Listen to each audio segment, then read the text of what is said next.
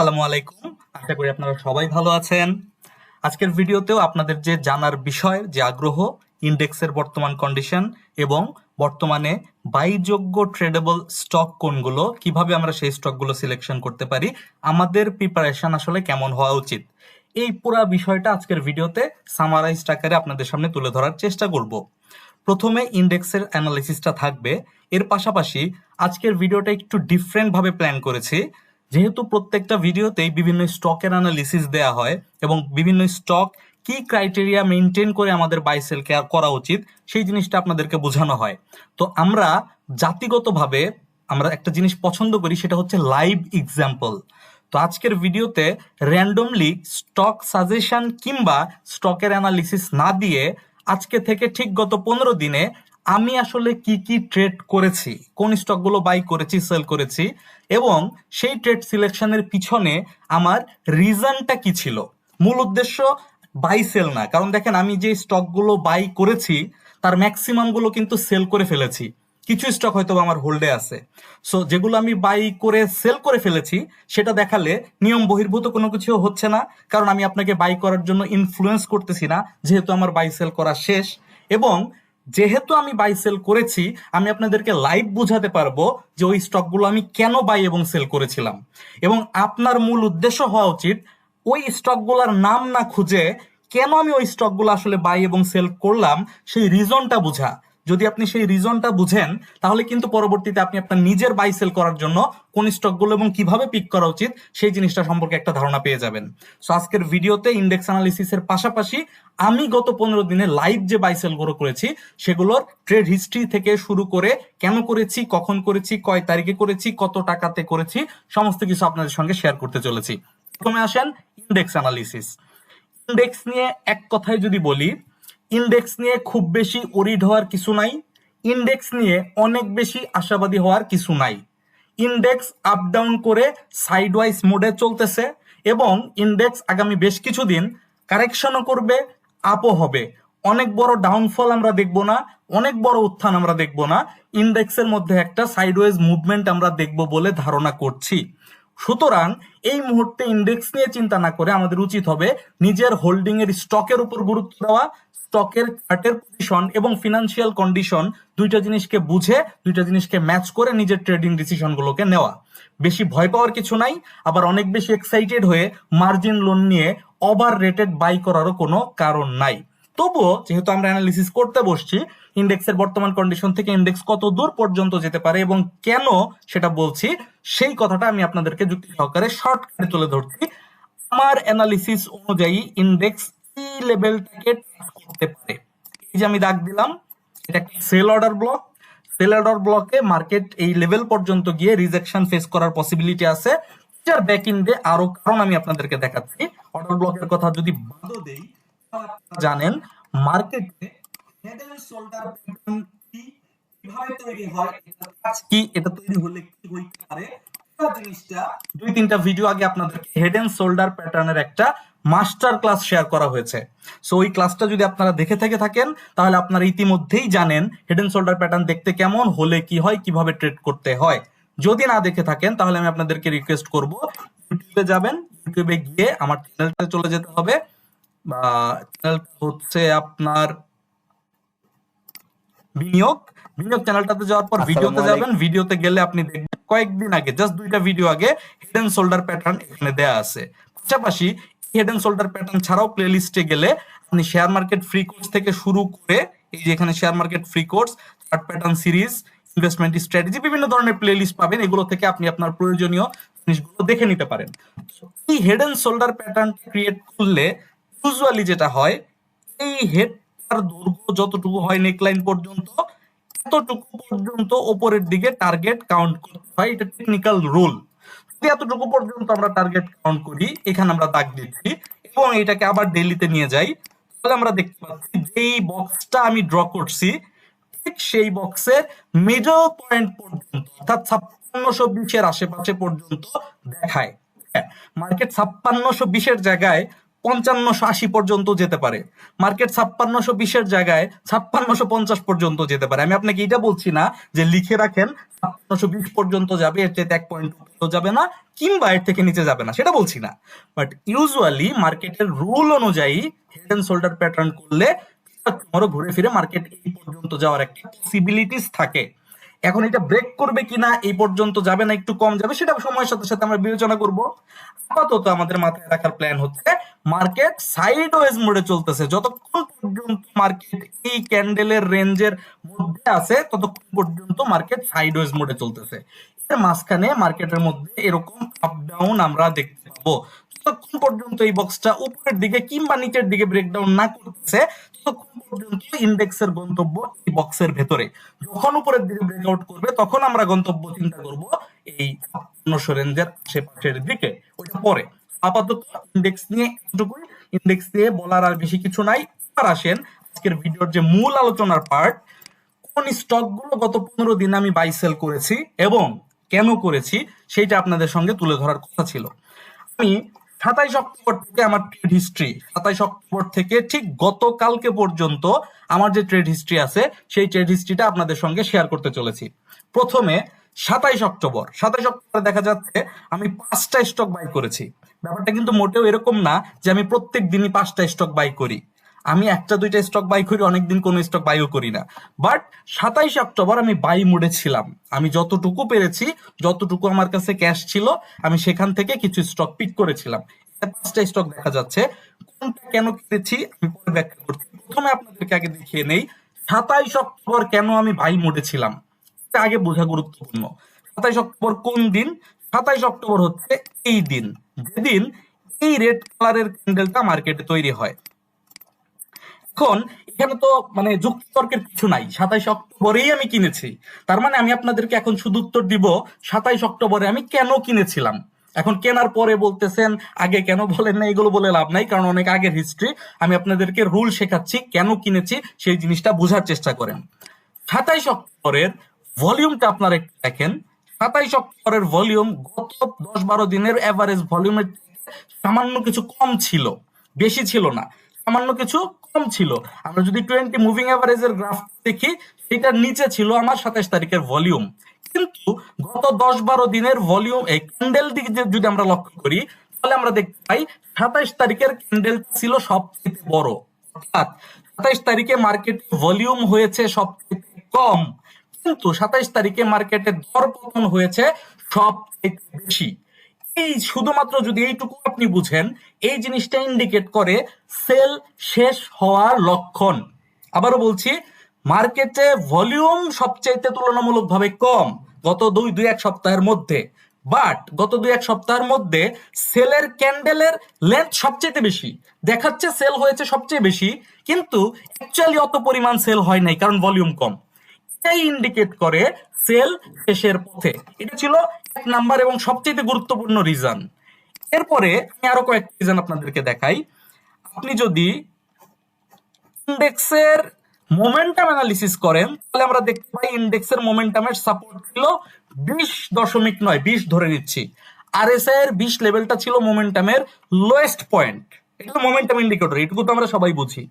এখন আপনি যদি 27 তারিখ লক্ষ্য করেন, 27 তারিখ আরএসআই এর মোমেন্টাম ইন্ডিকেটরটা এই লো লেভেলটাকে করবে অবস্থায় চলে গিয়েছিল। মানে এখানে 20 লেভেলে ছিল, এখানে 21 লেভেলে ছিল। আমি আরএসআই এর এই লেভেলটা কিন্তু আমার চোখে ছিল, এটা কিন্তু মার্ক করা ছিল। আমি দেখতে পাচ্ছিলাম যে আমরা আসলে এই লেভেলটাতে সাপোর্ট পাওয়ার পসিবিলিটি আছে। অবশ্যই আমি আপনাকে ক্লিয়ার করি, আরএসআই এ সাপোর্ট পাওয়া বাজার ঘোরা নির্দেশ করে না। আবারও বলছি, আরএসআই তে সাপোর্ট পাওয়া বাজার ঘোরাকে নির্দেশ করে না। বাজার ঘুরবে কি ঘুরবে না সেটার জন্য 1 নাম্বার ইন্ডিকেশন হচ্ছে volume versus candle plus volume এবং ক্যান্ডেলের লোকেশন। এটা হচ্ছে সবচেয়ে গুরুত্বপূর্ণ। যখন এই জিনিসটা মিলে যাবে তখন আমি ইন্ডিকেটরের পার্টে আসবো, আদারওয়াইজ আমি ইন্ডিকেটরের পার্টে আসবো না। সো যেহেতু আমার ভলিউম এবং ক্যান্ডেলটা মিলে গিয়েছে, সেই কারণে আমি কিন্তু ইন্ডিকেটর ওপেন করলাম। আদারওয়াইজ যদি ভলিউম এবং ক্যান্ডেলের কন্ডিশন না মিলতো, আমি ইন্ডিকেটর ওপেনই করতাম না। এটা হচ্ছে নিয়ম। তো এইখানে তখন আমি দেখতে পেলাম যে হ্যাঁ, এর নিচে আর যাওয়ার জায়গা নাই, এটা একটা সাপোর্ট। এটা তাহলে 2টা রিজন হয়ে গেল, একটা প্রাইস ভলিউম প্লাস মোমেন্টামের সাপোর্ট। তৃতীয়ত, এই সুইং লো পয়েন্ট থেকে এই পর্যন্ত যদি আমরা একটা দাগ টানি, তাহলে আমরা দেখতে পাচ্ছি মার্কেটের সুইংটা লোয়ার লো করেছে, মার্কেটের সুইংটা লোয়ার লো করেছে, কিন্তু ঠিক ওই জায়গার সুইং এর আরএসআই এর সাথে যদি আমরা পরবর্তী সুইং এর আরএসআই কে মিলাই, তাহলে আমরা দেখি যে আরএসআই লোয়ার লো করতে পারে নাই, আরএসআই সেম লেভেলে এসে সাপোর্ট নিয়েছে। এটা এক ধরনের বুলিশ ডাইভারজেন্স। আপনি যদি ক্যাটাগরি করেন, এবিসি করেন, তাহলে এটা একটু দুর্বল ক্যাটাগরির bullish divergence, but still it's a bullish divergence. তাহলে আমরা প্রথমে ভলিউমের সাথে ক্যান্ডেলের ম্যাচ করে পজিশন অনুযায়ী পেলাম সেল শেষ হয়ে যাওয়ার সম্ভাবনা আছে। দ্বিতীয়ত মোমেন্টাম ইন্ডিকেটর সাপোর্ট নিয়েছে, 30 এর নিচে নেমে গিয়েছে এবং 20 লেভেলটা ছিল তার মানে অনেক লং টাইমের সাপোর্ট জোন, এবং সেই সাপোর্ট জোনটাকে সে রেসপেক্ট করার সম্ভাবনা ছিল, সেটা করেছে।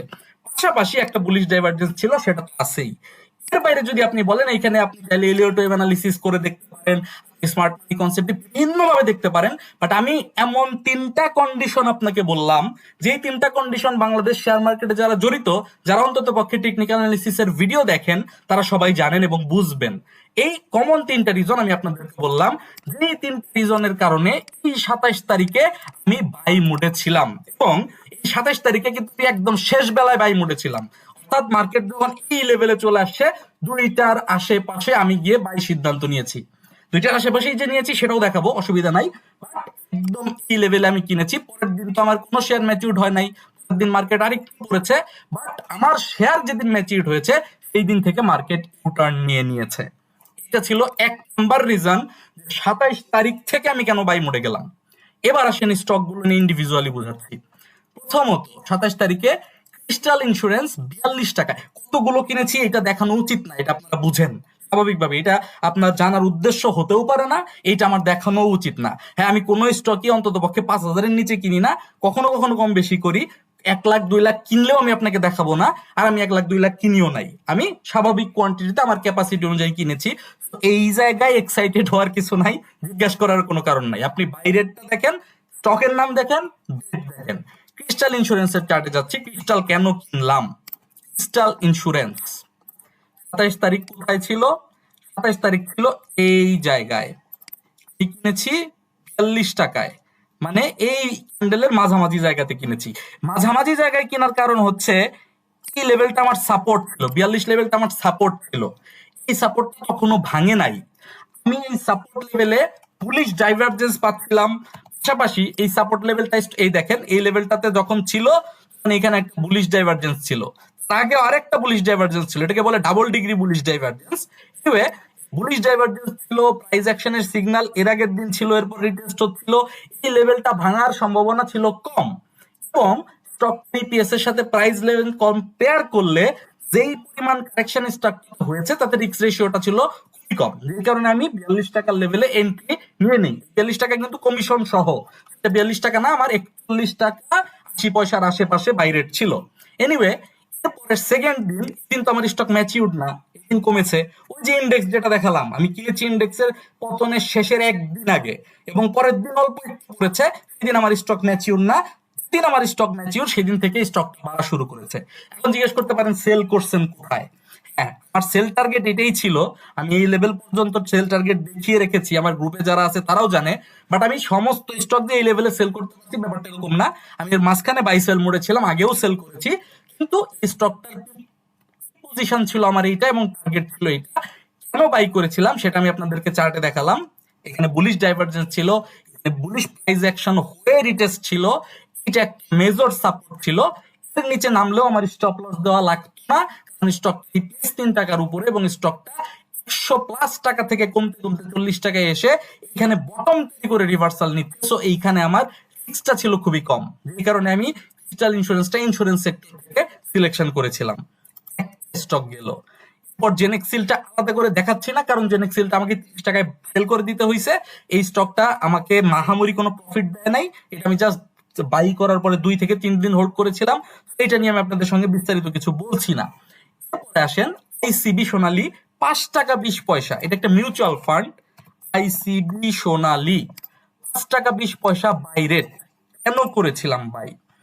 এটা বুঝতে হলে আমাদের একটু মান্থলি ক্যান্ডেলে যেতে হবে। মান্থলি ক্যান্ডেলে এই পুরো স্টকটার লাইফ সাইকেল যদি আপনি দেখেন, তাহলে আপনি দেখতে পারবেন এই লাইনটা হচ্ছে তার লাইফ লাইনের সাপোর্ট, তার যে লাইফ টাইমের যে মুভমেন্ট, সেই 2013 সাল থেকে শুরু করে 2024 সাল পর্যন্ত এই পুরো সময়কালটাতে যে লং টার্ম বেসিসের সাপোর্ট, মেজর সাপোর্ট, এই সাপোর্টটা ছিল এইটা। এবং এই লেভেলটা হচ্ছে 5 টাকা 50 পয়সা বা 5 টাকা 60 পয়সা। তাহলে আমার টার্গেট ছিল 5 টাকা 60 পয়সার নিচে যদি আমি পাই তাহলে আমি অবশ্যই বাই করব। কারণ এই স্টক যদি কোনো কারণে 5 টাকা 20 পয়সার নিচে চলেও যায় তাহলে রিটেস্ট করতে এইখানে তাকে আসতে হবে, তারপরে আবার তাকে নিচে যেতে হবে। আমি যদি এইখানে বাই করি 5 টাকা 50 পয়সার নিচে, তাহলে আমি অন্তত পক্ষে আমার বাই রেটে বের হতে পারবোই, এতে কোনো সন্দেহ নাই। এই স্টক ব্যাপারে কথা আছে, এই স্টকটা আমি যখন বাই করেছিলাম তখন তার ইপিএস ছিল নেগেটিভ, এই স্টকটা নেগেটিভ স্টক অবস্থায় ছিল। হ্যাঁ, যদিও পরবর্তীতে আমি বাই করার পরে পজিটিভ ইপিএস এসেছে, বাট বাই করার আগে কিন্তু আমি জানতাম না যে এটার পজিটিভ ইপিএস আসবে। সো আমি এটা দাবি করছি না যে এটার পজিটিভ ইপিএস আসবে বিধায় আমি কিনেছি। আমি কিনেছি সম্পূর্ণ চার্টের ভিত্তিতে। আমি যেহেতু টেকনিক্যাল অ্যানালিস্ট, আমি ফান্ডামেন্টাল শেয়ার বেশি কিনি, বাট আমি চার্টের ভিত্তিতে মাঝে মধ্যে নেগেটিভ শেয়ারও কিনি। আমি আপনাদেরকে হাইলি হাইলি রিকমেন্ড করব, আপনি যদি চার্টে এক্সপার্ট না হন তাহলে কখনোই কোনো নেগেটিভ শেয়ারে আপনি রিস্ক নিয়েন না। আমার ক্যাপাবিলিটি আছে রিস্ক নেওয়ার মতো, আমি চার্ট ম্যানেজ করতে পারি বিধায় আমি মাঝে মধ্যে রিস্ক নেই, বাট বেশিরভাগ ক্ষেত্রে আমি ভালো স্টকই পিক করি, যেটা আপনারা এরপরের আমার বাই সেল হিস্ট্রি গুলো দেখলেও বুঝতে পারবেন। বাট আমি আপনাকে তাও নোটিস করে রাখলাম যে আপনারা নেগেটিভ স্টক বাই করেন না, আমি দেখাচ্ছি শুধুমাত্র চার্ট বোঝানোর জন্য। এনিওয়ে, এটা আমার রিস্ক লেভেল যে নাই সেটা বুঝালাম। পরে যদি আসেন ডেইলিতে, এখানে আমি আপনাদেরকে দেখাবো এই stock double degree bullish divergence ছিল, যেমনটা ছিল ক্রিস্টালে। এই লেভেল থেকে এই লেভেল পর্যন্ত দুইটা সুইং লো ক্রিয়েট করছে, এখানে দুইটা হায়ার হাই আমরা দেখতে পাচ্ছি মোমেন্টাম ইন্ডিকেটরে। এটার পরে আমি কিনেছি 5 টাকা 20 পয়সায় 27 তারিখে, এই হচ্ছে 27 তারিখের ক্যান্ডেল। 5 টাকা 20 পয়সা ছিল, এই যে লাস্টে বললাম না যে ওই দিন লাস্টের দিকে বাই করছি, এই স্টক একদম লাস্টের দিকে দুইটার পরে 5 টাকা 20 পয়সায় আমি বাই করছি। বাই করার পরের দিন এই স্টক 5 টাকা 10 পয়সায় ক্লোজিং দিয়েছে, যেই দিন আমার শেয়ার ম্যাচিউর ছিল না, এবং পরবর্তীতে স্টকটা উঠে গিয়েছে। আমার টার্গেট ছিল 6 টাকা 30 পয়সা, যতটুকু আমার মনে আছে 6 টাকা 30 পয়সা, এবং আমি কিন্তু স্টকটা থেকে বের হয়েও গেছি। আমি আপনাকে বাই করতে বলতেছি না, যদিও আমি দেখতে পাচ্ছি চার্ট অনুযায়ী এই স্টকটা এখান থেকে আবারও বাড়ার পসিবিলিটি অনেক হাই। তবুও আমি আপনাকে নেগেটিভ স্টক বা কোন স্টক বাই করবেন সেল করবেন সেটা বলছি না, আমি আপনাকে বোঝাচ্ছি আমি কেন এখানে কিনেছিলাম, আমি কেন এখানে বের হয়ে গেছি। আবার আমার মন চাইলে আমি আবার কিনতে পারি, সেটা ডিফারেন্ট কেস, বাট আমি আপনাকে হিস্ট্রিটা বোঝাচ্ছি কেন পিক করেছিলাম যাতে আপনি বুঝতে পারেন, এই জন্য। এবং এই ছিল আমার সুইং হাই, এটা ছিল আমার সুইং হাই। এখানে স্মার্ট মানি বুঝেন, এখানে আইডিএম করতে হলেও নিতে হবে। আপনি যদি ইলিয়ট ওয়েভ বুঝেন, এখান থেকে যদি সুইং হাই করে নতুন একটা ট্রেন্ড কন্টিনিউ করতে হয়, ওয়েভ 1 কমপ্লিট করার জন্য হোক, ওয়েভ এ তৈরি করার জন্য হোক, এই সুইং এর হাইকে টাচ করতে হবে। আপনি যদি সাপোর্ট রেজিস্ট্যান্স বুঝেন তাহলে এইটাই হচ্ছে প্রাইমারি রেজিস্ট্যান্স, প্রাথমিক টার্গেট এটাই হয়, আমি এইটাই টার্গেট রেখেছিলাম, এখানে কমপ্লেক্স কোনো কিছু নাই। আসেন এটার পরে, যে এইচ আর এম এল 47 টাকা, যে এইচ আর এম এল 47 টাকায় কি অবস্থা, যে এইচ আর এম এল এই স্টকটাকে আমি এই দিন, এই যে আমার মনে আছে 27 তারিখ, 47 টাকা, এই যে এইখানে এই স্টকটাকে এই দিন এইখানে বাই করেছিলাম। বাই করার পরে পরের দিন তো আমার স্টক ম্যাচিউরড হয় নাই, এবং তারপরের দিন ম্যাচিউরড হয়েছে। যখন আমার স্টক ম্যাচিউরড হয়েছে ওই দিন 47 টাকাতেই ক্লোজ করছে। তার মানে যেদিন আমার স্টক ম্যাচিউর হয়েছে সেই দিন আমি ব্রেক ইভেনে আসি, লাভেও নাই লসেও নাই, আমি প্রফিটে। সেল করছি কততে, সেল করছি কততে আমি আপনাদের দেখিয়ে দিই, এইগুলো আছে দেখেন। যে এইচ আর এম এল আমি তখন সেল করছি 56 টাকায় 4 নভেম্বর, আমি বাই করছি কত 27 তারিখে। তাহলে 4 নভেম্বর আমি কেন সেল করলাম, 4 নভেম্বর এই ক্যান্ডেলটাতে আমি 56 টাকায় সেল করছি। এই ক্যান্ডেলটাতে সেল করার কারণটা বলি, বাই করা তো আমি দেখালাম, কারণও বলবো, অসুবিধা নাই। এখানে সেল করার কারণ হচ্ছে এখানে একটা head and shoulder, inverted head and shoulder pattern তৈরি করছে। আমার ধারণা ছিল এখান থেকে যখন মার্কেট প্রাইস উঠছে এখানে একটা রিজেকশন ক্যান্ডেল দিছে, আমার ধারণা ছিল এইখান থেকে রিটেস্ট করতে আসবে তারপরে বাড়বে, আমার এটা ধারণা ছিল। যখন এখানে একটা রিজেকশন ক্যান্ডেল দিল এবং পরবর্তী দুইটা ক্যান্ডেল তৈরি হয়ে এই ক্যান্ডেলের পার করতে পারলো না, তখন আমি এই ক্যান্ডেলটাতে সেল করে দেই। আমার ধারণা ছিল এখান থেকে ঘুরে এইখানে আসবে, পরবর্তীতে কিন্তু ঘুরে এখানে আসছে। আমি যে 56 টাকায় সেল করে দিছি আর মার্কেট প্রাইস যে 59 টাকা 40 পয়সা পর্যন্ত উঠছিল, এটা কিন্তু আমার কাছে কোনো আফসোসের ব্যাপার না। 47 টাকা থেকে 56 টাকা পর্যন্ত 9 টাকা প্রফিট এখান থেকে নিতে পারছি। এইখানে আমি সেল করার পরে 2 টাকা বাড়ছে নাকি 25 টাকা বাড়ছে আমি সেল করার পরে, সেটা কখনোই আমার জন্য ম্যাটার করে না। এখানে রিটেস্ট কাম্য ছিল এবং 2 টাকা উপরে উঠে রিটেস্ট কিন্তু এসেছে, এই কারণে আমি এখানে সেল করে দিছি। যে এইচআরএমএল আমি 45, 46, 47 লেভেলে কেন কিনলাম, এটা আমার মনে হয় না খুব বেশি মানে মানে কনফিউশন থাকার মতো কারণ আছে। এইচআরএমএল 40 টাকার স্টক না, এই স্টক আলটিমেটলি 60 টাকার আশেপাশে থাকবে, এটা একটা কমন সেন্স। ফান্ডামেন্টালি চিন্তা ভাবনা করে এই স্টকটার আপনি খেয়াল করে দেখবেন, এই স্টকটার ইনস্টিটিউট হোল্ডিং কেমন, খেয়াল করছেন কখনো এই স্টকটা ইনস্টিটিউট হোল্ডিং কত? পাবলিকের কাছে আছে মাত্র 30%, ইনস্টিটিউটের কাছে আছে 44%। ইনস্টিটিউট হোল্ডিং গত 6 মাস ধরে টানা বাড়ছে, 6 মাস ধরে পাবলিক হোল্ডিং টানা কমতেছে। এখন ইনস্টিটিউট এই শেয়ার 6 মাস ধরে কিনতেছে, এই 6 মাস ধরে তো স্টক 40 টাকা ছিল না, 60 টাকার উপরে ছিল। ধরে নিলাম 60 টাকার উপরেও কিনছে, 50 টাকার নিচেও কিনছে, তবুও তো তার এভারেজ প্রাইস 50 টাকার উপরে। এ কি কখনো এই স্টকটাকে 40 টাকার নিচে নামতে দিবে বা 40 টাকায় গিয়ে থাকতে দিবে? খুবই কমন সেন্স। স্বাভাবিকভাবে সচেতন হলে, ডাটা ঘাটলে বোঝা যায়, ধারণা করা যায়, ধারণা করে সেখান থেকে চার্ট দেখে কনসিডারেশন রাখা যায়। এনিওয়ে, এইচআরএমএল এর পাশাপাশি আরেকটা কি কিনেছিলাম, এসএস স্টিল 7 টাকা 40 পয়সা। আসেন এসএস স্টিল 7 টাকা 40 পয়সা। ভিডিও মনে হয় বেশি বড় হয়ে যাচ্ছে, আমি শর্ট লাগাচ্ছি, বেশি সময় নষ্ট করবো না আপনাদের। টার্গেট দেখিয়ে লাভ নাই, এক্সিস্টিং ট্রেড দেখাই। প্রথমত এসএস স্টিল তার লাইফ টাইম লোতে অবস্থা করছে, লাইফ টাইম লো। 60 পয়সার নিচে পেলে আমি কিনবো, এরকম আমার একটা টার্গেট ছিল। আমি 10 টাকার ঘরেও কিনেছিলাম একবার, পরবর্তীতে অ্যাভারেজ করে নিচে নামিয়েছিলাম, এক্সিট নিয়েছিলাম, ফাইনালি কিনেছি আবার 7 টাকা 40 পয়সায়, কমিশন সহ কিন্তু 7 টাকা 40 পয়সা। আসেন 27 তারিখ 7 টাকা 40 পয়সা, এই হচ্ছে 27 তারিখ, এই হচ্ছে 7 টাকা 40 পয়সাতে, তো না 30 পয়সাতে কিনেছি এই জায়গাটাতে। তারপরের দিন ম্যাচিউরড হয় নাই, কেনার তার একদিন পর থেকে স্টক পজিটিভ হওয়া শুরু করেছে। এই স্টক একটা ইনভার্টেড হেড এন্ড শোল্ডার তৈরি হয় পরবর্তীতে। আমি যখন কিনছি তখন কিন্তু একদম বটম, একদম বটম। যদি আপনাদেরকে মোমেন্টাম ইন্ডিকেটর দিয়ে দেখাই, তাহলে এইখানে প্রাইস নিচের দিকে চলে গিয়েছে, এইখানে ইন্ডিকেটর উপরের দিকে উঠে একটা বুলিশ ডাইভারজেন্স কনফার্ম করেছে, বুলিশ প্রাইস অ্যাকশন এখানে আমি পেয়েছি। মার্কেটের প্রাইসটা ছিল একদম লোয়ার লো, লাইফ টাইম লো, রিস্ক রেশিও ছিল খুবই কম, যেই কারণে আমি ইনভেস্ট করতে সাহস পেয়েছি, একটু বড় কোয়ান্টিটিতে নিয়েছিলাম। পরবর্তীতে স্টকটাকে আমি হোল্ড করেছি 7 টাকা 40 পয়সা থেকে নিয়ে 9 টাকা পর্যন্ত। এখন বিশ্বাস না হতে পারে, বিশ্বাস হওয়া না হওয়া আপনার উপর, আমি তারপরেও দেখিয়ে দিচ্ছি। স্টকটা কতটা কিনেছি আমি আপনাদেরকে দেখাতে পারলাম না, দেখানো উচিত হবে না। এই স্টক আমি 9 টাকাতে অফলোড করে দিয়েছি 6 নভেম্বর। 6 নভেম্বর 9 টাকাতে কেন অফলোড করেছি এটাও একটু বুঝাই। স্টক 9 টাকা 30 পয়সা পর্যন্ত গিয়েছিল, 30 বা 40 পয়সা পর্যন্ত গিয়েছিল, কিন্তু আমি আগের দিন 6 তারিখ দুপুর 2টার পরে 9 টাকাতেই অফলোড করে দিয়েছি। কারণ হচ্ছে আপনি দেখতে পাবেন কোয়ান্টিটিটা একটু বেশি ছিল, লাখের ঘরে ছিল। আমি এই লেভেলটা পরে এইটুকুর জন্য আর রিস্ক নেই নাই। কারণটা হচ্ছে এই লেভেলটাতে যখন এসেছিল আমি বুঝতেছিলাম যে এই লাল বক্সটাতে যাবে, আমার টার্গেট ছিল এই লাল বক্সটা, লাল বক্সটার মাঝামাঝি জায়গা পর্যন্ত গেছে, এইটা হচ্ছে মূল টার্গেট। টার্গেট টাচ করে নাই, তার 10 পয়সা কম গিয়েছে। কিন্তু প্রবলেম হচ্ছে আমার কাছে 10, 20, 30 হাজার স্টক থাকতো, আমি পরের দিন সকালে সেল করার প্ল্যান করতাম। বাট পরের দিন সকালবেলা আমি যদি লাখের ঘরে কোয়ান্টিটিতে সেল করতে না পারি, এইটা আমার একটা প্রবলেম ছিল, যেহেতু আমাকে ভালো ভলিউমে সেল করতে হবে। যখন স্টক মোমেন্টামে ছিল, ভালো ভলিউম পাচ্ছিল, তখন আমি অফলোড করে দিয়েছি। সো আমি 7 টাকা 40 পয়সায় পিক করলাম, 9 টাকায় সেল করে দিলাম। আমার কিন্তু তাতে কোনো ক্ষতি নাই যে এরপরে স্টক 10 টাকায় যাবে না 11 টাকায় যাবে। যদিও দেখেন এরপরে স্টকটা কিন্তু নিচে এসছে, আরো বাড়ার পসিবিলিটি আছে, বাট সেটা প্রাইস অ্যাকশন দেখে বুঝে, ফান্ডামেন্টাল ডাটা চেঞ্জ হচ্ছে, ইপিএস আসতেছে, সবকিছু বিচার বিবেচনা করে পরবর্তী সিদ্ধান্ত হবে। এটা ছিল 27 তারিখের ফাইনাল ট্রেড হিস্ট্রি। 27 তারিখের পর 27 তারিখের পর 31 তারিখ, একদিন পরে, 3 দিন পরে ইউপিজিডিসিএল বাই করলাম 126 টাকায়। ইউপিজিডিসিএল, জিডিসিএল ভাই, বোরিং লাগলে স্কিপ করতে পারেন। আমি আমার উপকারের জন্য দেখাচ্ছি না, আপনাদের উপকারের জন্য দেখাচ্ছি। ভিডিও লম্বা হচ্ছে, আমার কিছু করার নাই, কারণ যেহেতু ট্রেড হিস্ট্রি সময় নিয়ে দেখাতে হচ্ছে।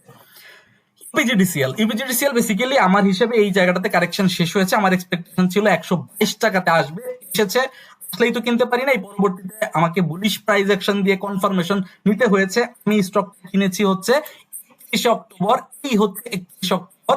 এই বুলিশ প্রাইস অ্যাকশনটা যখন এসেছে এই লেভেলে, ঠিক এই লেভেলটাকে টাচ করে, তখন আমি কনফার্ম হয়েছি যে হ্যাঁ, কারেকশনটা তাহলে শেষ। এই লাল ক্যান্ডেলে কিন্তু আমি কনফার্ম হতে পারি নাই, কারণ লেভেল আমাকে বলতেছে কারেকশন শেষ, কিন্তু প্রাইস অ্যাকশন তো আসে নাই। প্রাইস অ্যাকশন তো আসতে হবে যে হ্যাঁ শেষ, এটা কনফার্মেশন লাগবে। এরপর যখন বুলিশ পিনবার ক্রিয়েট হয়েছে, তখন আমি এই ক্যান্ডেলের ঠিক এই জায়গাতে ক্লোজিং এর সময় 126 টাকা দিয়ে এই স্টকটা বাই করেছি। এই স্টকটা বাই করার পিছনে এই টেকনিক্যাল চার্টটা হচ্ছে 1 নাম্বার কারণ। 2 নাম্বার কারণ হচ্ছে ইউপিজিডিসিএল। এই স্টকটার ইপিএস অনেক ভালো আসছে, অনেক ভালো আসছে। আমি যখন কিনছি তখন ইপিএস দেয় নাই, আমি ইপিএস দেখে কিনি নাই। আমি যেই কারণে কিনছি একটু খেয়াল করেন, বোঝার চেষ্টা করেন। এই স্টকটা এভারেজে 150%-এর মতো আমাদেরকে ডিভিডেন্ড দেয়, এভারেজে। হ্যাঁ, বছর 60% দিয়েছে, লাইফ টাইম লো। 60%টা হচ্ছে তার লাইফ টাইম লোয়েস্ট ইপিএস। এবার দেখেন তার যে কারেন্ট ইপিএস আছে, কারেন্ট ইপিএস এ 28 টাকা তার কনসলিডেটেড ইপিএস দেখাচ্ছে, এক্সপেক্টেড ইপিএস দেখাচ্ছে 28 টাকা। এখন 28 টাকা যদি ইপিএস হয়, সে কিন্তু 170%-এর উপরে দিবে, কারণ এর আগে কিন্তু 28 টাকা কখনো দেখায় নাই। তবুও যেহেতু সে লাইফ টাইম লোয়েস্ট দিয়েছে, সেই কারণেই এই স্টকটার প্রাইসও আপনি দেখবেন লাইফ টাইম লোতে পাওয়া যাচ্ছে। এই স্টকটা সবসময় 200 টাকার উপরে থাকে, 220 টাকার আশেপাশে থাকে। সেই স্টকটা 122 টাকা পর্যন্ত নেমেছে।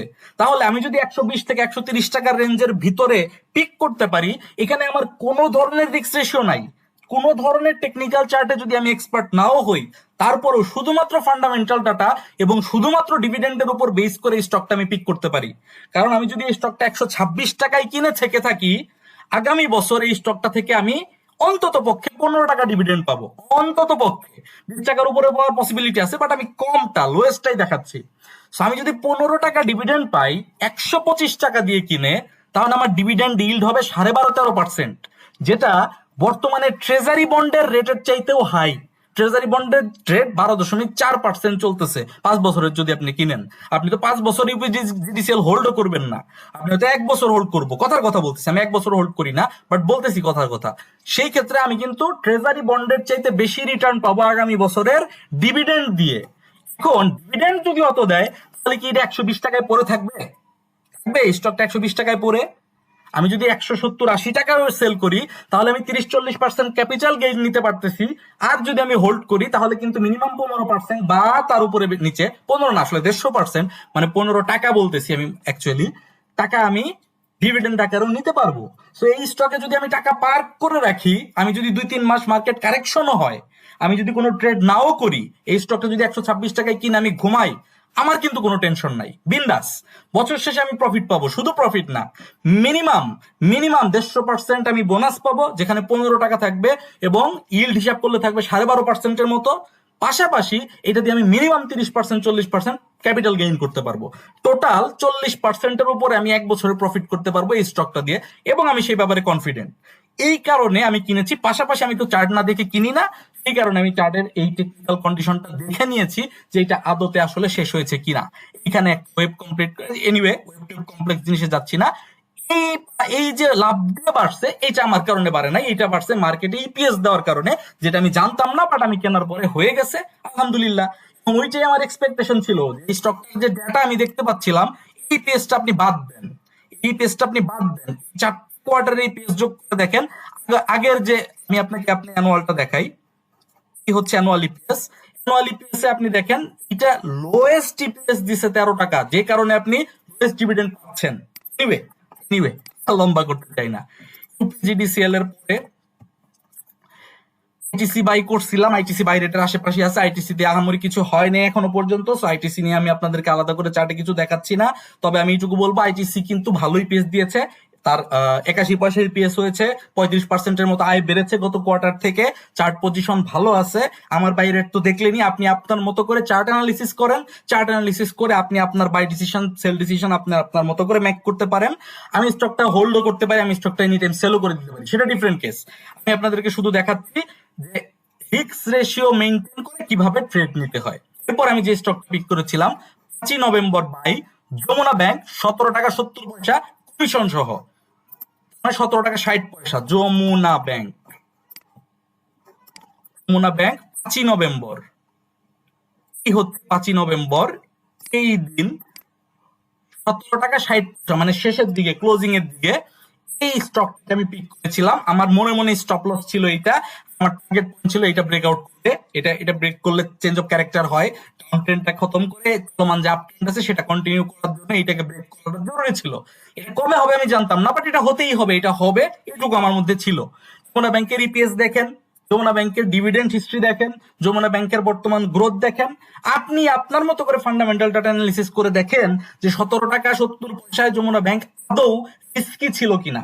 যদি রিস্কি থাকে তাহলে কয় পয়সা রিস্কি ছিল? এই যে সর্বোচ্চ সুইং লো ছিল 17 টাকা 10 পয়সায়, এর নিচে নামার কোনো সম্ভাবনা ছিল না, কোনো সম্ভাবনাই ছিল না। যদিও 17 টাকা 40 পয়সার নিচে আমি সাপোর্টের নিচে স্টপ লস রেখেছিলাম, বাট আমি স্টপ লস হয়তো দিতাম না। এনিওয়ে, আমি আপনাদেরকে আরেকটা সত্য কথা বলে দিই, আমার সাথে যারা গ্রুপে কানেক্টেড আছে তারাও জানে, এই স্টকটার প্রফিট আমি নিতে পারি নাই। এই স্টকটার প্রফিট নিতে না পারার কারণ হচ্ছে যমুনা ব্যাংক কেনার পরে মার্কেটে কারেকশন যখন আসে ইন্ডেক্সে, তখন আমার ফুল লোডেড অবস্থায় ছিল। কারণ আমি আপনাকে দেখাচ্ছি 27 তারিখের পর থেকে আমি বাই মোডে ফুল বাই মোডে। সো এই টাইমটাতে আমি ফুললি লোডেড, আমার কিছু টাকা ক্যাশ করা প্রয়োজন ছিল, যেই কারণে আমি আসলে আমার বাই রেটের উপরে 10-20 পয়সা উপরে কেনার দামটা রেখে কমিশনটা নিয়ে আমি এই স্টকটা ক্যাশ করে আমি সেকেন্ডারি যে স্টকটা কিনবো সেটার জন্য ক্যাশ হোল্ড করতেছিলাম। নট লাইক দ্যাট যে যমুনা ব্যাংকে আমার কোনো সমস্যা ফিল হচ্ছিল সেই কারণে, সেজন্য না, আমার ক্যাশ প্রয়োজন ছিল। দেখেন, এখানেও একটা শিখার বিষয় আছে। আমাদের যে ভুলটা হয়, আমরা সবসময় ওভারলোডেড হয়ে যাই। স্টক তো কিনি মার্জিন লোন কিনে করে তারপর আমরা স্টক কিনি, বাট আমার যদি কোনো সময় 100% ইনভেস্টেড হয়ে যায়, আমি সাথে সাথে সতর্ক হয়ে যাই কিভাবে অন্তত পক্ষে 30% ফ্রি করা যায়, কিভাবে কোন একটা স্টক আমার এখন লাভে আছে কিংবা কোন স্টকটা আমার কেনা দামে আছে, যেটা সেল করে আমি ক্যাশ করে আমি কিছুটা ক্যাশ নিজের হাতে রাখতে পারবো। সো এই যমুনা ব্যাংক আইটিসি কেনার পরে আমার কাছে আর ক্যাশ ছিল না, যেই কারণে এই স্টকগুলোকে আমি বাই রেটের আশেপাশে সেল করে আমি আমার ক্যাশটাকে হাতে নিয়েছিলাম পরবর্তী স্টক বাই করার জন্য। এটার টাকা দিয়ে আমি কি বাই করেছি সেটাও আমি আপনাদেরকে দেখাবো, বাট সিলেকশনটা ঠিক ছিল কিনা, রেজাল্টটা এসেছে কিনা, আমি না কিনলেও আমার সাথের লোকজন যারা ছিলেন তারা তো কিনেছেন, স্টক অ্যানালিসিস ঠিক ছিল কিনা সেটা আমি আপনাদেরকে দেখালাম। যমুনা ব্যাংকের পরে কি আছে? যমুনা ব্যাংকের পরে 7ই নভেম্বর আমি কিনলাম 53 টাকা 20 পয়সা, কমিশন সহ 40 পয়সা পড়েছে, 53 টাকা 20 পয়সায় বিএসআরএম স্টিল। বিএসআরএম স্টিল,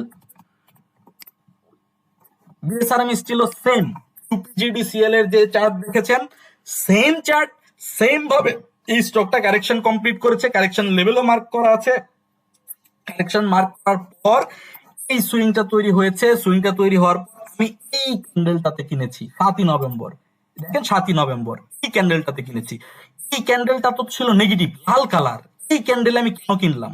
খেয়াল করলে দেখবেন এই ক্যান্ডেলের ক্লোজিং হচ্ছে 53.40, 53.40, আমি কিনেছি কত? 53.20-এ, 20 পয়সা তো কমিশনে চলে গেছে। 53.20 মানে এই ক্যান্ডেলটার এই বটমে, মানে ওই দিনের লোয়েস্ট প্রাইস ছিল 53.20, ওই দিনের লোয়েস্ট প্রাইস আমি কিনেছি। কেন ওই দিনের লোয়েস্ট প্রাইস আমি কিনলাম? কারণ হচ্ছে, আমি আপনাদেরকে যদি দেখাই, এটা একটু সরাই, তাহলে আপনি দেখবেন এই একটা শর্ট টাইমের অ্যাকুমুলেশন জোন ক্রিয়েট করেছিল।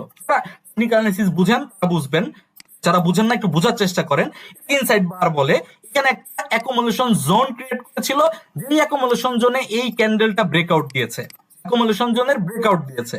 এখন ব্রেকআউটের পরের দিনের ক্যান্ডেলটা ছিল হচ্ছে রিটেস্ট, স্বাভাবিকভাবে ব্রেকআউটের পরের দিন রিটেস্ট হয়, এরপরে যে উপরে যেতে পারতো, কিন্তু এখানকার প্লাস পয়েন্ট হচ্ছে বিএসআরএম স্টিলের ফান্ডামেন্টাল ডেটা যখন আমি দেখি, ইপিএস কত আসছে ভুলে যান, ইপিএস আসার আগে আমি বাই করেছি।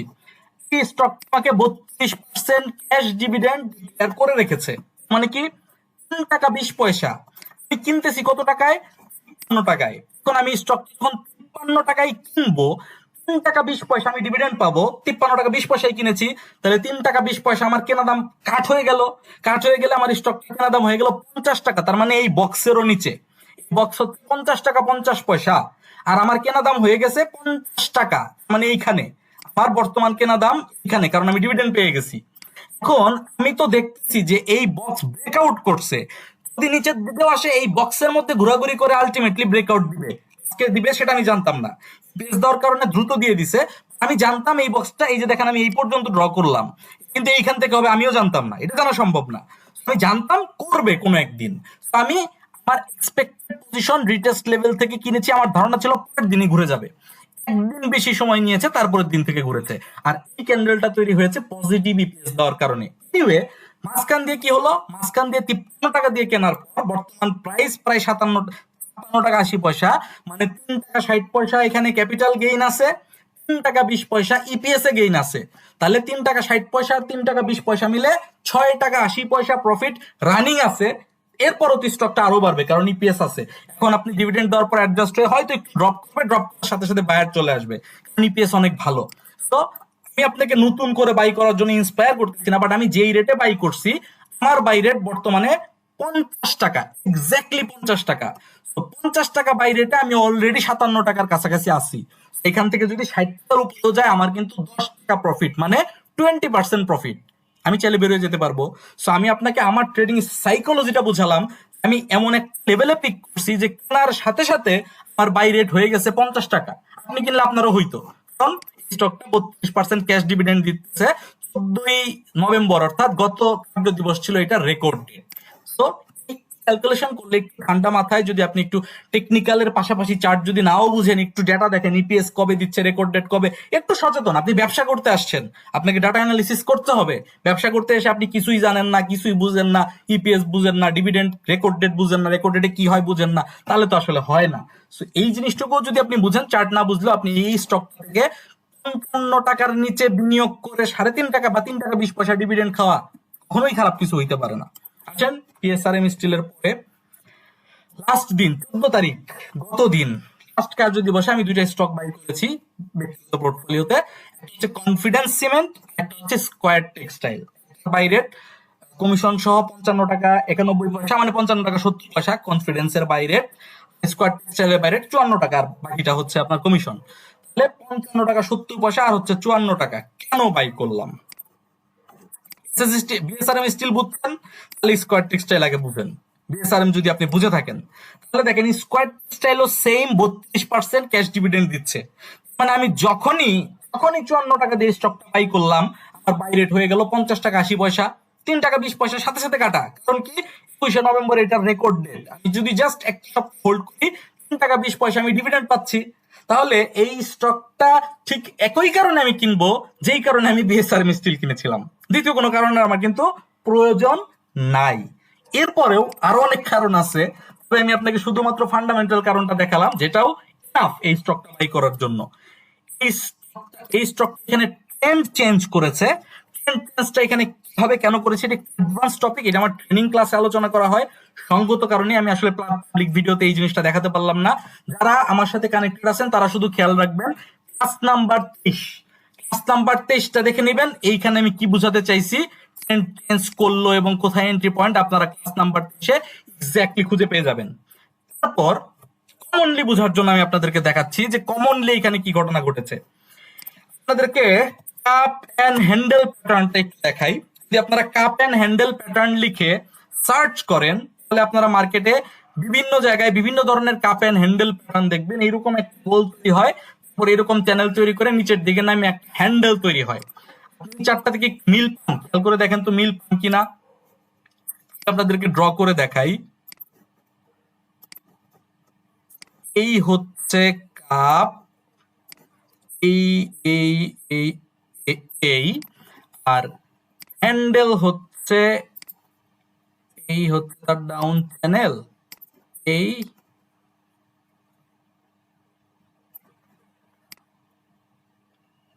এই হচ্ছে হ্যান্ডেল। আপনি শুধু চাইলে এইভাবেও ধরতে পারেন, বড়টা বড় করে এইভাবে ধরতে পারেন। এই হচ্ছে তার হ্যান্ডেল। এবার আপনি কাপ এন্ড হ্যান্ডেলের সাথে মিলিয়ে দেখেন, কাপ এন্ড হ্যান্ডেল প্যাটার্ন দিয়ে আপনি সার্চ করেন, স্টাডি করেন, কাপ এন্ড হ্যান্ডেল প্যাটার্ন কি, কিভাবে তৈরি হয়, তৈরি হলে কোথায় এন্ট্রি জোন হয়, ব্রেকআউট হইলে কি হইতে পারে, একটু স্টাডি করেন, নিজের মতো করে একটু স্টাডি করেন। ট্রেনিং ক্লাসে এটা বিস্তারিত দেওয়া আছে।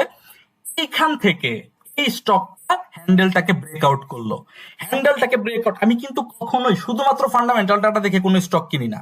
আবার টেকনিক্যাল চার্ট দেখলেও যদি সেফটি মার্জিন ঠিক না থাকে, আমি ফান্ডামেন্টাল ডাটাও দেখার চেষ্টা করি। সো এই স্টকটা পিক করার প্রথম কারণ হচ্ছে কাপ এন্ড হ্যান্ডেল প্যাটার্নে ব্রেকআউট পেয়েছি, আমি একটা এন্ট্রি পয়েন্ট পেয়েছি, তাই আমি এন্ট্রি করেছি। 1 নাম্বার কন্ডিশন। 2 নাম্বার কন্ডিশন, ভুলে যান কাপ এন্ড হ্যান্ডেল প্যাটার্ন। আমি দেখতে পাচ্ছি আমি যদি 54 টাকায় কিনি, আমার কেনা রেট পড়তেছে 51 টাকা। এখন 51 টাকার মধ্যে যদি এই স্টক নামে, তাহলে কি আমার লস হবে? স্টকটার ইপিএস 6 টাকার আশেপাশে, 9 পি রেশিও, তাহলে স্টক ন্যাবও আছে 50 টাকার উপরে, তাহলে ফান্ডামেন্টালি আমি ঠিক আছি। যদিও এই স্টকটা আমি বাই করার পরে ইপিএস দিয়েছে, ওই দিন ইপিএস দিয়েছে 14 তারিখেই, এবং ইপিএসটা আলহামদুলিল্লাহ ভালো এসেছে। এখন ইপিএস কত আসবে এটা তো আর আমি জানতাম না, আমার পক্ষে জানা সম্ভব না, আমি কোনো গ্যামলারও না যে আমার ইনসাইড খবর থাকবে আমি বুঝতে পারবো ইপিএস কত আসবে। বাট চার্টের পজিটিভনেস, আপনাকে কানে কানে বলতেছি, চার্টে যদি কোনো পজিটিভ কিছু তৈরি হয় এবং ইপিএস দেওয়ার দিন যদি দেখেন শেষ বেলায় এসে সেটা ব্রেকআউট করতেছে বা পজিটিভ কোনো ক্যান্ডেল তৈরি করতেছে, তাহলে ধারণা করা যায় একটা পজিটিভ ইপিএস আসতে চলেছে। ঠিক আছে, তো এটা কানে কানে বলছি, কিন্তু এটা একটু মিলিয়ে নিবেন, বাস্তবতার সাথে মিলিয়ে দেখবেন। যে বিএসআরএম স্টিল বললাম না, বিএসআরএম স্টিলে কিন্তু এই ইপিএস দেওয়ার আগের দিনও একটা বুলিশনেস চলে আসছিল, আমরা জানি না, কিন্তু যারা ইনভেস্টর, বড় ইনভেস্টর, তারা ইপিএস এর দিন আমাদের আগেই মার্কেট আওয়ারে থাকতে ইপিএস এর খবর অনেক ক্ষেত্রেই জেনে যায়। কিভাবে জানে আমি জানি না, বাট জানে।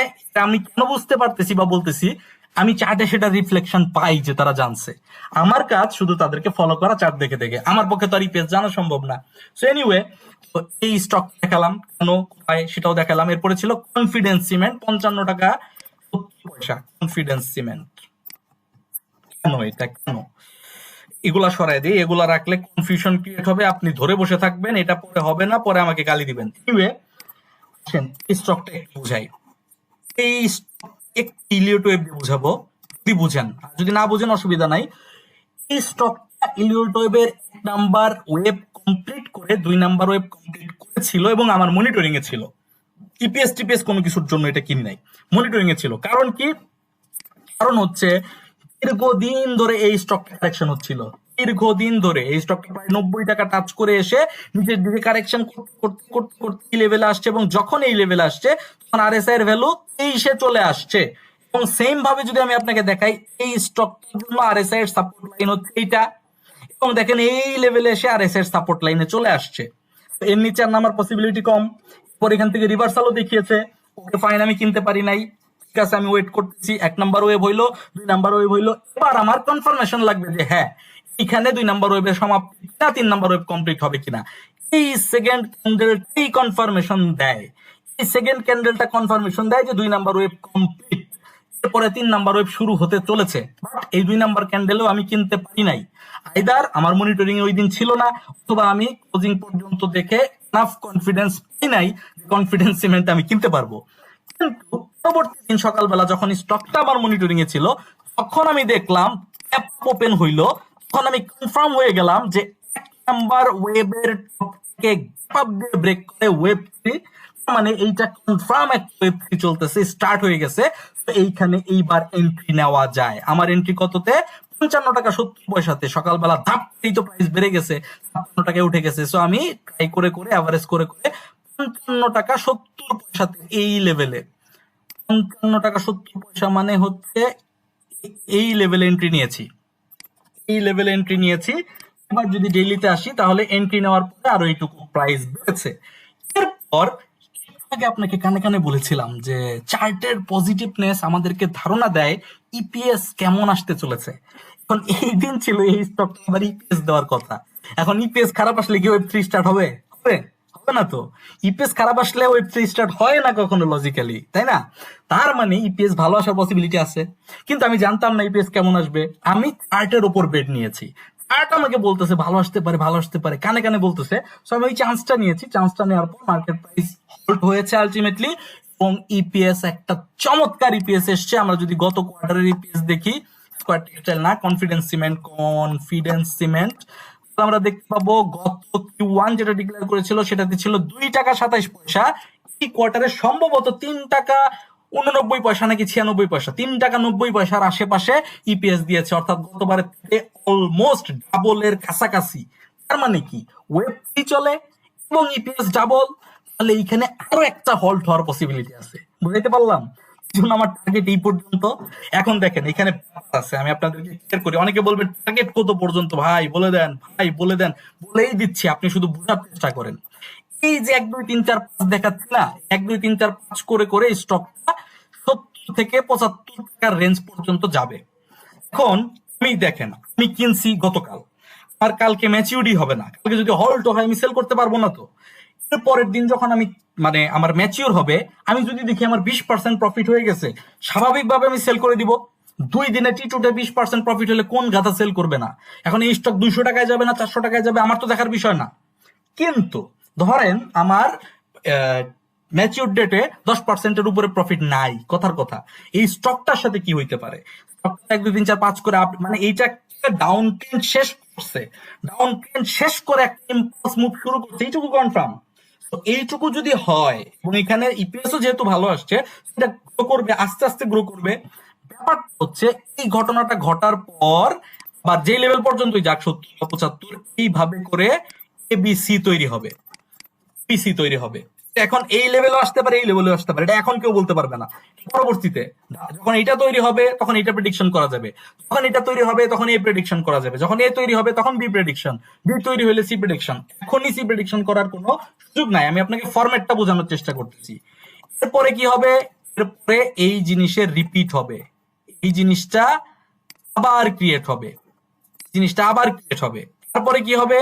তারপরে আবার এই জিনিসটা রিপিট হবে, বিসি করে আবার নিচের দিকে উঠবে। তারপরে কি হবে? তারপরে আবার এই জিনিসটা রিপিট হবে। এটা হচ্ছে একটা স্টকের লাইফ সাইকেল। এইভাবে করে করে একটা স্টক বাড়ে। এখন যেভাবে আঁকাইছি হুবহু তো এইভাবে চলবে না, কোথাও বেশি স্পিডে উঠবে, কোথাও বেশি স্পিডে নামবে, ইন্ডেক্সের উপর নির্ভর করবে। তো এখন আপনি যদি টিটু হন তাহলে আপনার এক্সিট এইখানে, আমার মত মানে আমি যদি টিটু করি তাহলে আমার এক্সিট এইখানে। আবার আমি যদি এই স্টকটার প্রথম সাইকেলটাকে নিতে চাই তাহলে আমার এক্সিট এইখানে, আমি সেই জন্য মাসখানেক হোল্ড করতে পারি।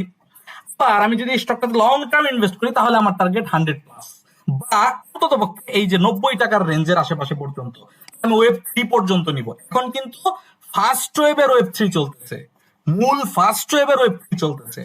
এরপরে একটা ওয়েব 3 আসবে, তারপরে আবার কারেকশন, তারপর আবার ওয়েব 5 আসবে, মানে সার্কেল ওয়াইজ চলবে। এখন স্টক বটম হচ্ছে এইটা, কথা বোঝার চেষ্টা করেন, বটম হচ্ছে এইটা।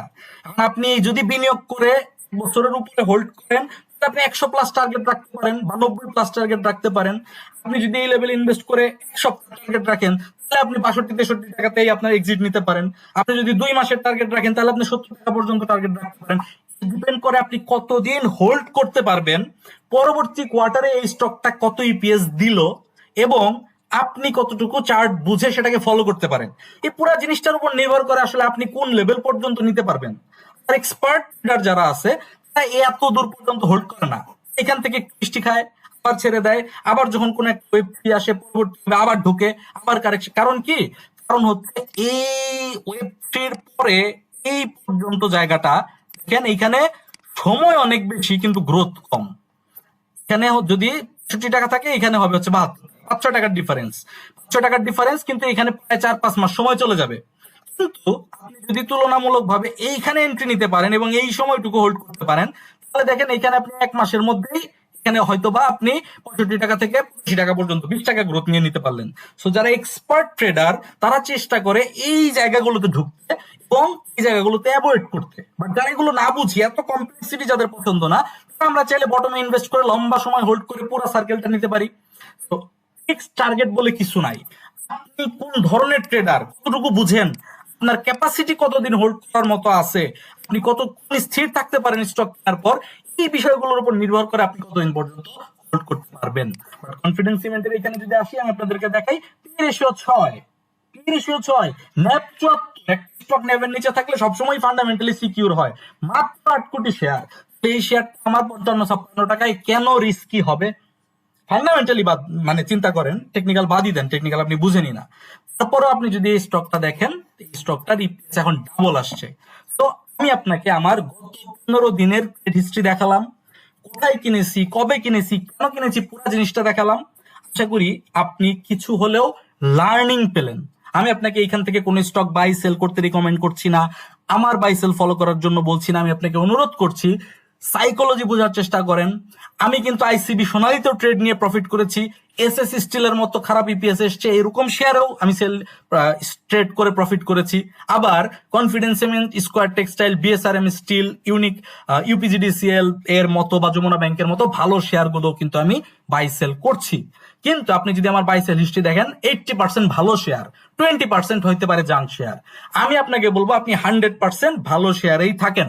বাট এই ট্রেড হিস্ট্রি আপনাকে কি বোঝায়? মার্কেট কি খুব আহামরি মানে চমৎকার ভালো গেছে? চমৎকার কিন্তু ভালো যায় নাই, স্বাভাবিক আছে, সাইডওয়েজ মোমেন্টামে আছে। বাট আপনি যদি একটু বুদ্ধি খাটান, আপনি যদি কোনো বাই সেল না করেন, আপনি যদি ইউপিজিডিসিএল কিনতেন, আপনি যদি বিএসআরএম কিনতেন, আপনি যদি স্কোয়ার টেক্সটাইল কিনতেন, শুধুমাত্র ডিভিডেন্ড খেয়েও কিন্তু 6%-এর মতো প্রফিট করা গেছে এই এক সপ্তাহের মধ্যে। সো অপরচুনিটি আছে, মার্কেটে অপরচুনিটি আছে, আপনাকে খুঁজে নিতে হবে। একটা কনফিউশন ক্লিয়ার করে দিই, সেটা হচ্ছে গত ভিডিওতে আমি ক্লিয়ার করেছিলাম আমার টেকনিক্যাল অ্যানালিসিস কোর্সে যারা আছেন তারা কোর্সের মধ্যে স্মার্ট মানি কনসেপ্ট ট্রেনিংটা ফ্রিতে পেতে চলেছেন। এটার পর একটা কনফিউশন ক্রিয়েট হয়েছে নতুনদের মধ্যে, অনেকে আমাকে ইনবক্স করে জানতে চাচ্ছেন স্মার্ট মানি কনসেপ্ট ট্রেনিং এ কিভাবে জয়েন করা যায়। আমি আপনাকে একটা জিনিস ক্লিয়ার করে দেই, স্মার্ট মানি কনসেপ্ট হিসেবে আমার কোনো আলাদা ট্রেনিং নাই যেখানে আপনি টাকা দিয়ে জয়েন করতে পারবেন, এরকম কোনো কিছু নাই। এবং আমার মাল্টিপল ট্রেনিংও নাই। আমার ট্রেনিংটা আলাদা কোনো ট্রেনিং এ জয়েন করার মতো ব্যাপার না। আমার ট্রেনিংটা হচ্ছে একটা লাইফ টাইম ওয়ার্কিং প্রসেস। আমার ট্রেনিংটার উদ্দেশ্য হচ্ছে যখন আপনি এই ট্রেনিংটাতে জয়েন করবেন, আমি যদি 30টা ক্লাস তৈরি করে থেকে থাকি, এখনো পর্যন্ত প্রয়োজন মনে করেছি ওই 30টা ক্লাস আমি আপনাকে দিব। বাট আপনি আমার গ্রুপের লাইফ টাইম মেম্বার থাকবেন। ভবিষ্যতে আমি যখন নতুন করে কোনো ক্লাস তৈরি করব, বাজারে যদি শর্ট সেল চালু হয়, বাজারে যেমন T1 চালু হবে বলে কথা শোনা যাচ্ছে, ভবিষ্যতে শর্ট সেলও চালু হবে। যখন শর্ট সেল চালু হবে তখন শর্ট সেল কিভাবে করতে হয় সেটার ক্লাস আসবে।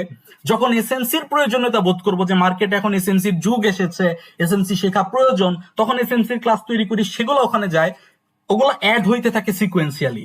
সো আমি আপনাকে কনফার্ম করে দেই যে এই মুহূর্তে জয়েন করলে বা যারা জয়েন করে আছে তারা আসলে কি কি পাচ্ছে। আমার কোর্সটা ফান্ডামেন্টাল অ্যানালিসিস ফুললি কভার করে। ফান্ডামেন্টাল অ্যানালিসিসের উপর যা যা যতটুকু জানা প্রয়োজন, পোর্টফোলিও কিভাবে তৈরি করা প্রয়োজন, পুরো জিনিসটা আপনি জানতে পারবেন। ফান্ডামেন্টাল অ্যানালিসিসের উপর 6টা ক্লাস আছে।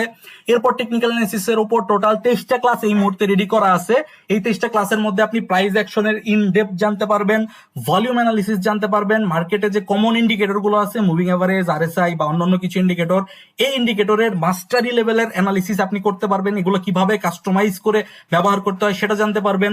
ডাইভারজেন্স কত প্রকার, কি কি bullish divergence, bearish, hidden, ABC category, প্রত্যেকটা জিনিস আপনি ইন ডেপথে জানতে পারবেন। এর বাইরে এই প্রত্যেকটা স্ট্র্যাটেজিকে ম্যাচ করে আমি যেইভাবে ট্রেড করি সেটার যে স্ট্র্যাটেজি সেটআপ আছে, আপনি ইন্ডিকেটর পারেন। একটা ইন্ডিভিজুয়াল ইন্ডিকেটর দিয়ে তো ট্রেড করা যায় না। প্রাইস ভলিউম ইন্ডিকেটরকে কিভাবে ম্যাচ করতে হয় সেই জিনিসটা ম্যাচ করে কয়েকটা স্ট্র্যাটেজি দেখানো হয়েছে, যে কিভাবে ট্রেন্ড রিভার্সাল হইলে ধরতে হয়, কিভাবে আপ ট্রেন্ড হইলে সেটাকে ফলো করতে হয়, কিভাবে স্টপ লস ট্রেল করে করে উপরের দিকে উঠতে হয়। এই বিষয়গুলোকে বলা হয় স্ট্র্যাটেজি সেটআপ। সো এই ধরনের স্ট্র্যাটেজি সেটআপ এক কথায় বললে টেকনিক্যাল অ্যানালিসিসের যে মূল foundation, price action, volume, strategy, সেই জিনিসটার ফুল কোর্স আপনি এখানে রেডি অবস্থায় পাবেন। এর বাইরে এসএনসি কোর্সের একটা ডিক্লারেশন দেওয়া হয়েছে যেটার কোর্সটা অনগোয়িং আছে। এসএনসির ক্লাস এই মাস থেকে আস্তে আস্তে আপলোড হতে থাকবে, আগামী 3 মাসের মধ্যে আপলোড কমপ্লিট হয়ে যাবে। সো এখন যারা জয়েন করতেছেন তারা এই স্মার্ট মানি কনসেপ্ট কোর্সটা আলাদা করে টাকা দিয়ে কোথাও শিখতে হবে না, কিনতে হবে না। এই কোর্সটাও আপনারা এই প্রাইস অ্যাকশন, টেকনিক্যাল এবং ফান্ডামেন্টাল অ্যানালিসিসের সাথে ইনবিল্ট অবস্থায় ফ্রি অফ কস্ট পেয়ে যাবেন। এইটা বলা হয়েছে। সো শুধুমাত্র স্মার্ট মানি কনসেপ্ট আপনি শিখতেই তো পারবেন না। স্মার্ট মানি কনসেপ্টের মধ্যে প্রাইস অ্যাকশন শেখানো হয় না। প্রাইস অ্যাকশন না শিখে তো আপনি স্মার্ট মানি কনসেপ্ট বুঝবেন না। আপনাকে প্রথমে তো প্রাইস অ্যাকশন বুঝতে হবে। সো আপনি যখন আমার এই কোর্সে আসবেন, আপনার বেসিক, ফাউন্ডেশন, অ্যাডভান্স পুরো জিনিসটাই ডে বাই ডে ডেভেলপ হতে থাকবে। ব্যাপারটা এরকম, আপনাকে অবশ্যই প্রাইস অ্যাকশন এবং ভলিউম আগে বুঝতে হবে, তারপরে ইন্ডিকেটর, তারপরে এসএনসি, তারপরে মানে ধাপে ধাপে উঠতে হবে। সো যারা টেকনিক্যাল অ্যানালিসিস কোর্সের জন্য নক দিয়েছিলেন তাদেরকে বিষয়টা ক্লিয়ার করে দিলাম যে আসলে কনসেপ্টটা কি। যদি আপনি শিখতে আগ্রহী হন তাহলে এই হোয়াটসঅ্যাপ নাম্বারটাতে মেসেজ করতে পারেন। এখানে মেসেজ করলে ট্রেনিং এর বিস্তারিত জেনে যাবেন। ট্রেনিংটা একটা life time access with recorded class. আবারও বলছি, লাইফ টাইম অ্যাক্সেস, যতবার খুশি, যেখান থেকে খুশি, যে ডিভাইস থেকে খুশি ঢুকতে পারবেন, দেখতে পারবেন, বাট রেকর্ডেড ক্লাস। এবং আপনি একটা লাইভ হোয়াটসঅ্যাপ গ্রুপের সদস্য থাকবেন যেখানে আপনি ক্লাস রিলেটেড যে কোনো প্রশ্ন লাইফ টাইম পর্যন্ত করতে পারবেন। এই হচ্ছে কোর্সের ব্যবস্থা। দেখা হচ্ছে আগামী ভিডিওতে। না শিখতে চাইলে কোনো অসুবিধা নেই, আমার কন্টিনিউয়াস লার্নিং যে ভিডিওগুলো আমি ইউটিউবে দেই এটা চলমান থাকবে, এখান থেকেও আপনি চাইলে শিখতে পারেন, সেলফ স্টাডি করেও শিখতে পারেন, কোনো অসুবিধা নেই। সবাই ভালো থাকবেন, সুস্থ থাকবেন, দেখা হচ্ছে আগামী ভিডিওতে। আল্লাহ হাফেজ, আসসালামু আলাইকুম।